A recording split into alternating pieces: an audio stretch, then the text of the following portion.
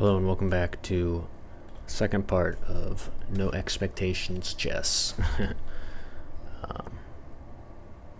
Just gonna try and play good moves. We got a benoni. I've just been looking at the benoni a lot recently, so I'm pretty happy to see this. I'm gonna play the fianchettoed variation. Alright, well, he's doing something a little bit different. He's gonna play e5, I presume. Alright, a6, pretty much automatically going to respond with a4. And just continue development after that. I assume he's going to take this pawn. That is my assumption. But he might also just push.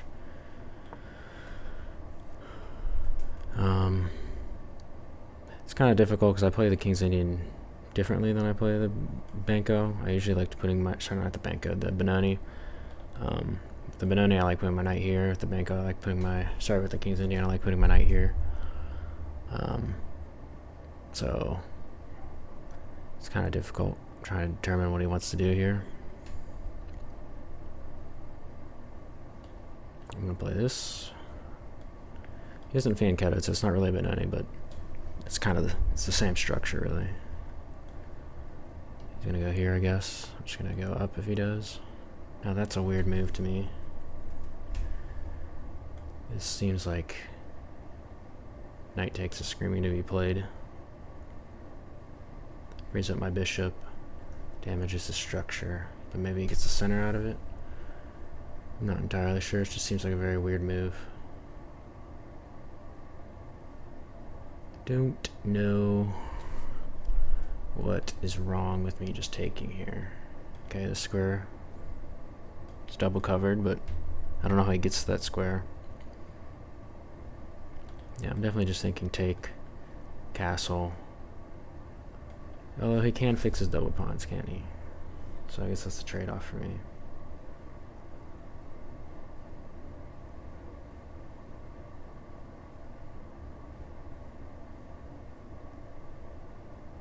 It's hard to imagine this position, but I think I'm just going to end up with a protected passer. I'm just going to take it. And castle. And, yes. Take with a knight, take with a pawn. I think both are fine.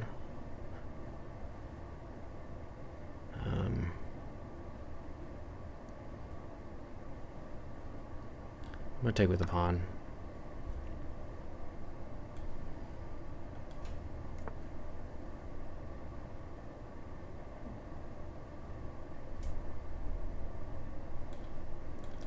Not a huge fan of this bishop.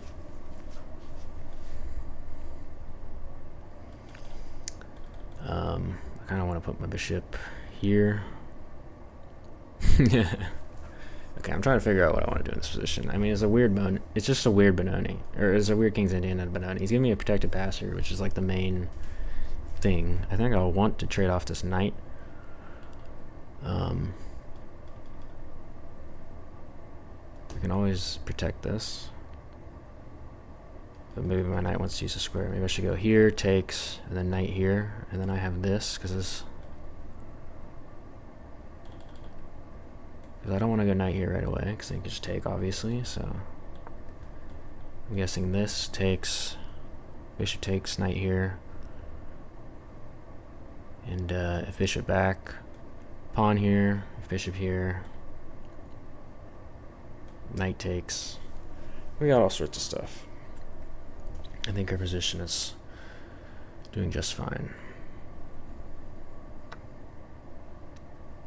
Nope. I say that. I may have blundered.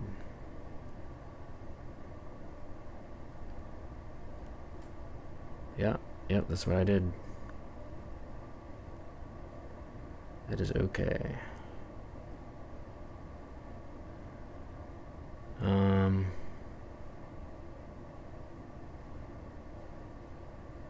So we're just gonna be down a pawn now.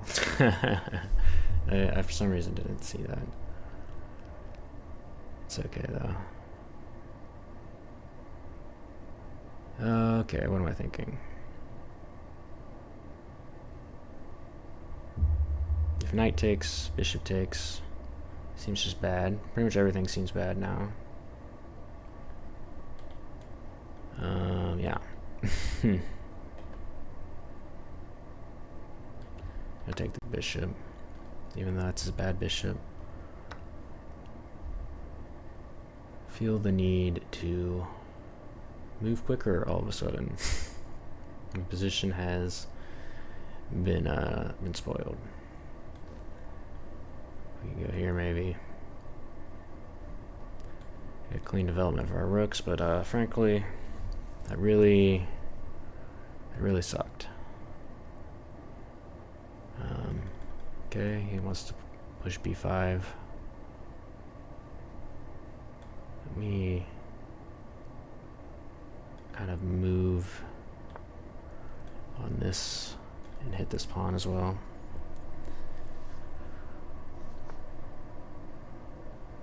Okay, here do I have b4? It looks solid.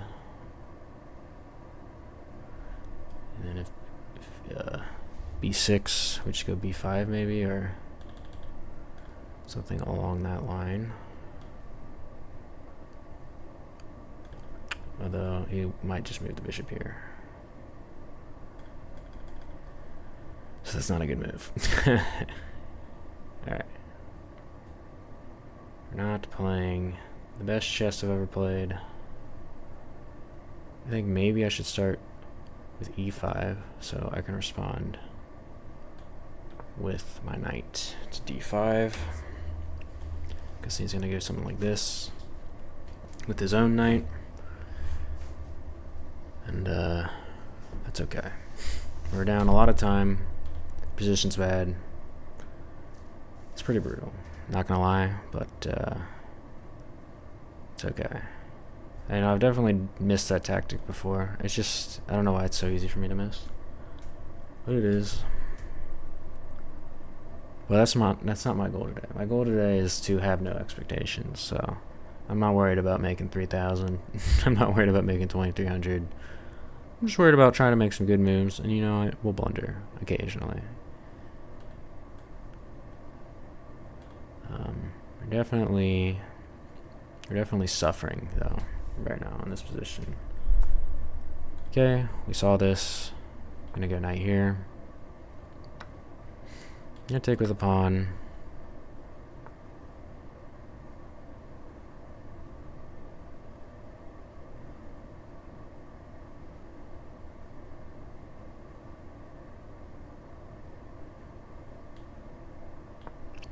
I'm gonna centralize my rooks.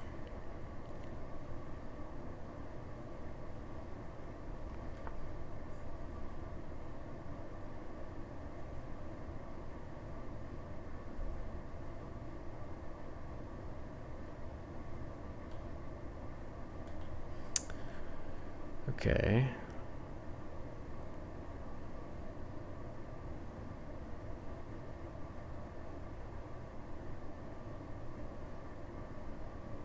Should I take? Should I start with this and leave him to take that? And then maybe that'll give me a road into the position.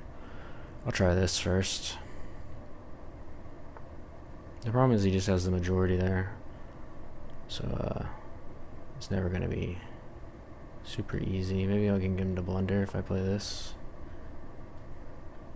If he takes with the knight, I'm going to go here, take twice, and then go bishop here. That's my plan. And if not, then I'm just going to cement my bishop right in the center. And we'll see how that goes. Okay, he did not take it, unfortunately.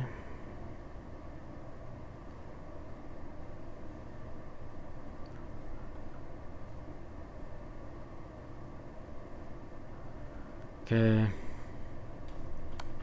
Let's just keep developing our position. And maybe go to for f4.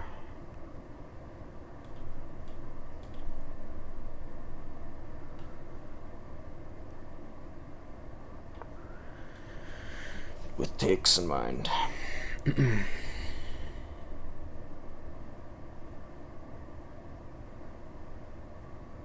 I guess this is a problem. I'd probably go rook here if he takes this pawn, and then he'll go rook here. So actually, I don't mind him taking this pawn. And after rook here, okay, actually, I really have no problems with that.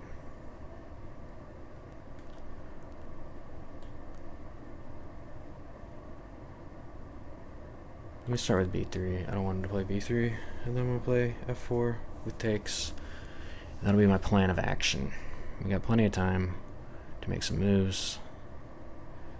Not worried about the clock, of all things. He does have this move, but like, okay, not really. I just takes, here, check. It's not a check, so then I can take the check, so it doesn't work at all for him. And f4 is gonna be coming, so. Thing is, like, this seems really bad for him because I've kind of stifled his majority there. Alright. I can't really play f4 here, can I? He has prevented my one idea. It's very unfortunate. But maybe I go bishop here, and your knight is probably going there anyway. h4, this is probably where your knight wants to go. It just wants to kick my bishop out, right? Okay. It's fine. I'm gonna go h4 and just leave my bishop out of this. And maybe do a long reroute here. Although I suspect his knight. My opponent's probably not just gonna let himself get checkmated, so. If I had to imagine. I'm thinking f4 again. Even though after I play h4, it's probably a lot less sound of a move. So where is his knight going? His knight's going here, right?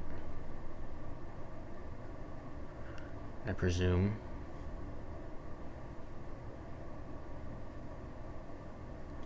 It's now a good time to play f4. Even though I just said that was a bad move. See, I don't really care about his knight going here, though.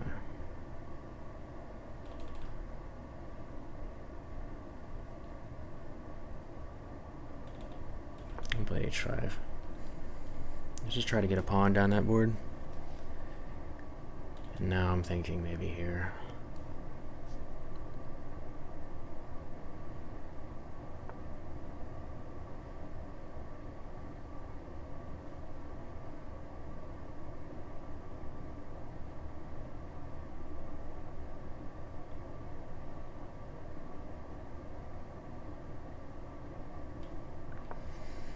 Going for it. If he takes, it's pinned.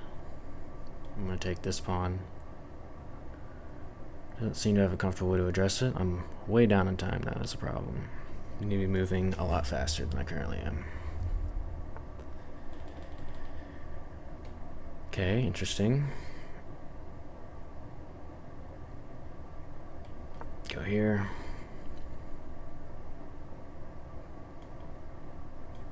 Can just take if he goes there, so I'm not too worried about it. Well, I guess he has this. Is that his plan? I'm planning on going queen here, bishop here, or something. Something dumb like that is my current plan. Now, my bishop is kind of dominating his knight, which is good.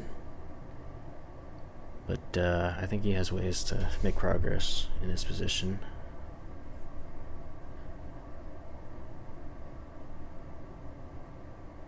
And maybe, I don't know, he's got something to be worried about. Queen here is not nothing. Like, for example, if you try to escape, I go back with the bishop, and he has no, well, now he will.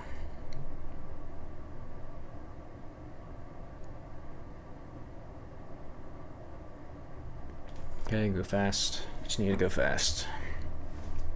I'm thinking here, f4. Something along that line.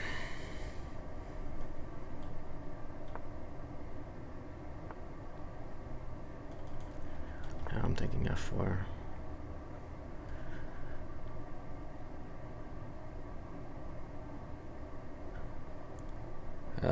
Yeah. My position,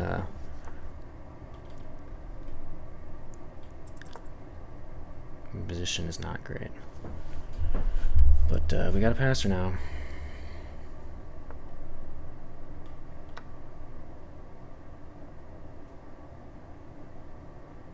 Not super happy with that move that I just made.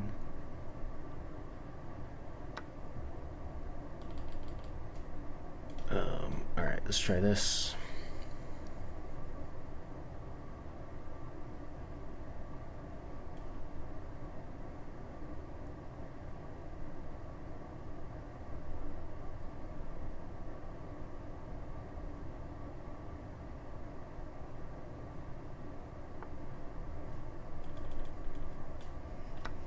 I've taken that was a terrible move. I just have no time to think about my position, unfortunately.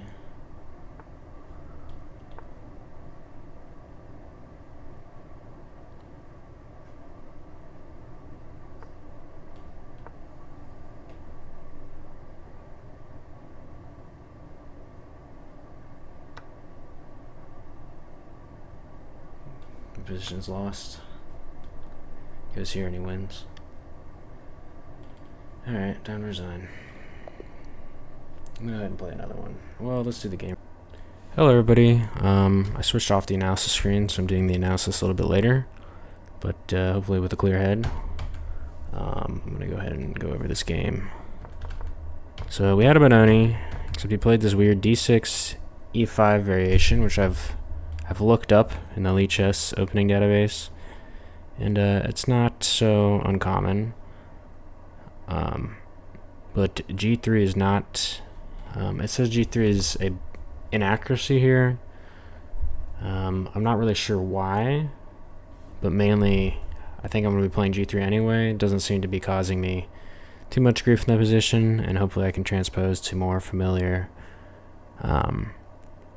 systems, which when I play against the benoni and the King's Indian is always the g3.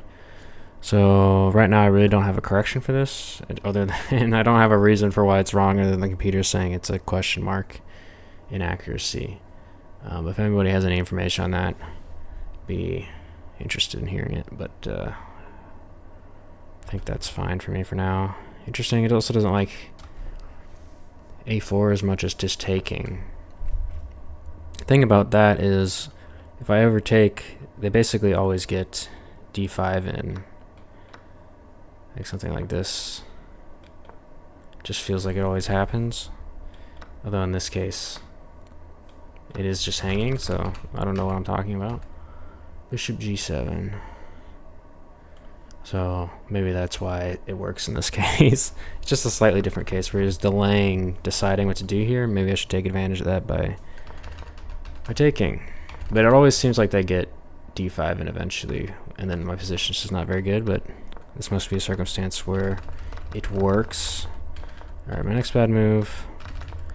I mentioned that this move looked weird during the game. It just feels off, because I saw after this I always get the protected pass pawn, or I get a very strong outpost at least on d5. And so once I play here, this is basically a force that he really can't remove. It's like he doesn't have the breaks to remove this central outpost. And it's very well supported by my bishop, so I feel like his knight e5 move kind of just helped me out here. I like taking with a knight better. I'm guessing it wants more pieces off. Like, this knight doesn't really have maybe as much as a role in the position, because it can't really go here because it cuts off the defense. And as we saw tactically, it doesn't do a good job of defending this piece anyway. So taking the knight, you know, if we get this position, it's all the better for us, although I think it wants bishop here too, interestingly. It just wants the activity for our pieces. Perhaps I'm overvaluing just like this one aspect of the position. I'm a very something very easy to grasp in chess is like how structures work, and the next level is just like how quality translates to winning a position. Like I can see that this piece is quality, but I feel like taking here is just much more tangible. Of like I'm always gonna have a protected passer, but who knows? Maybe it's pretty easy to blockade. Maybe closing off this file, it doesn't lead to the best things, but I can conceive of a reason why this wouldn't be the best move. But taking with the bishop just feels weird. Although maybe it should be less weird to me that, given that the other knights have been trading off with the bishop pair versus bishop pair, I think a move like this makes more sense. Because once it gets locked in, it can never be removed, and the only way it can be removed is giving me a protected passer. But then I'm like, does it really do anything? Yeah, it kind of does, doesn't it? Prevents them from developing quickly, and maybe I can play like f4 or do something with the position. So yeah, I just have more resources by putting my bishop here first. This is I'm playing for the endgame too early, I think.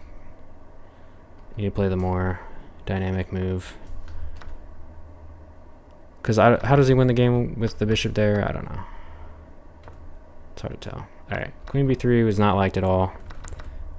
This actually, I thought I lost the game here, but it actually doesn't hate what I've done.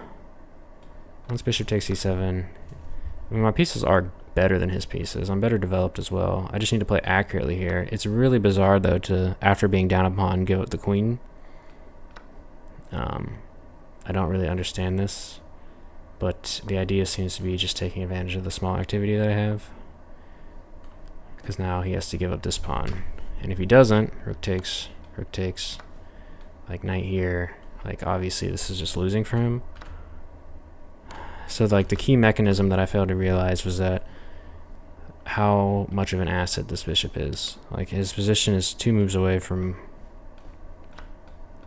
like, the fact that I play rook fd1 here. He's still, like, he's so far away from being able to fix his position. But I would always assume there's, like, something like this, or it just doesn't exist. So it's actually, I just didn't see how significant this was. There's really no way to fix this position without losing b7. Although maybe in some lines, like when he moves his rook here, it's pinned to b2 pawn, so I lose b2 in return. But it's interesting that I'm still ahead here. I actually assumed that I was just losing. Rook fd1.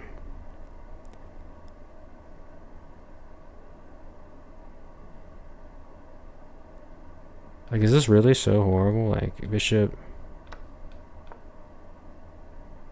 Okay, you can't take. I take here. Yeah. Alright, well, he's getting activity, but why is my position so much better here? Bishop takes a6. Oh, okay. Well, that seems pretty obvious. Alright. Well, that's good to know. We did start to bring things back after this. Queen b3. I was just totally overestimating his position and totally underestimating my position, which is, I don't know. That's probably not the best. e4, cutting off my own bishop, probably wasn't super good, but I kind of just wanted to utilize this outpost, secure this, and then maybe advance on the king side somehow. I was playing probably more aggressive than I normally would because I felt like I was behind, but clearly I was not playing it correctly until I got my outpost here, and then I started feeling a little bit more comfortable, and then I blundered. But why is rook d1 blunder? It wants me to do what? B takes a4. Queen takes a4, rook here. He's just getting the activity back, and my bishop really isn't contributing. And he's going to push one of these pawns before I can do anything on the king side that's significant. So that's interesting, but he doesn't play that.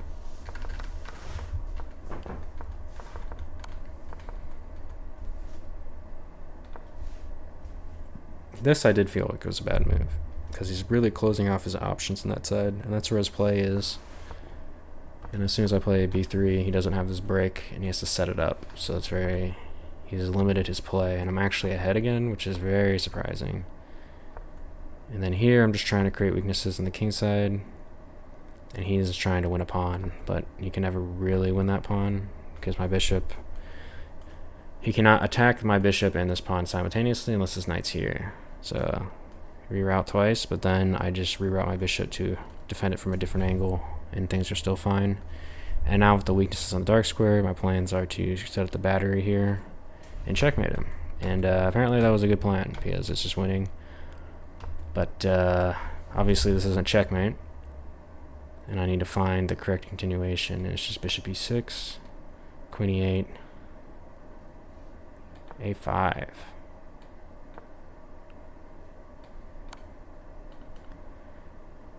And his backwards pawn here is really the awkward part of his position. Although I do have an isolated pawn, and he can attack it while protecting his pawn.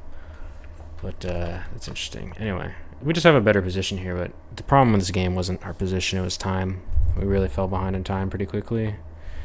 And so we just have a lot to think about in a very short period of time. Although our opponent was not playing well at all. And after here, we're pretty clearly better. I'm just wondering why I didn't commit to d7 right away. I did see this move, but I didn't play it, so it doesn't really matter if I saw it or not, does it?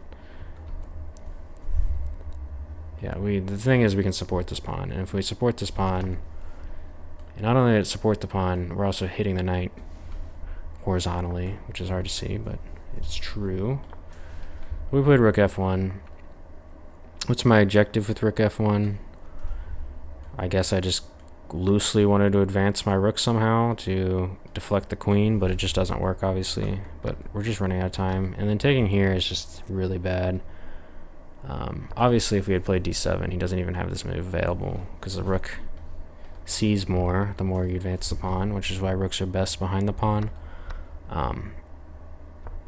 But the game becomes even, and then we just misplay it because it's promoting and I can't stop it. So really a time issue, but also just once we had that good position, completely mishandling it, trading off our best pieces for a piece that was suffering, and then just letting him have a queen, which is not great. So that was that game, Benoni. I think we played well, except you know we just gotta work on those tactics really, and keep our time up in the beginning. Anyway, that's all for me for now. Thank you for watching, and I'll see you in the next one.